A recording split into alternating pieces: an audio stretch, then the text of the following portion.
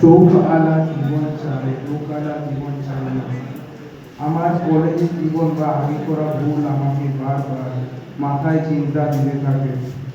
আমার এখন মনে হয় যে যদি সেই কলেজের দিনগুলো আমি ফিরে পেতাম, তাহলে সেই সময় করা ভুলগুলো আমি ঠিক করে দিতাম বা বাগিয়ে গুছিয়ে নিতাম। ভুল আমার এই ছিল যে আমি পড়াশোনাতে ফাঁকি দিয়েছিলাম।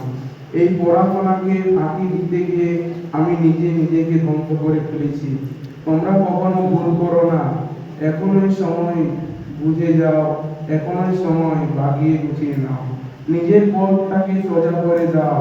ভুল পথে চললে খুব কঠিন হয়ে ওঠে, সোজা পথটা হলো মানে ভুল পথে চললে এই পথ চলা খুবই কঠিন হয়ে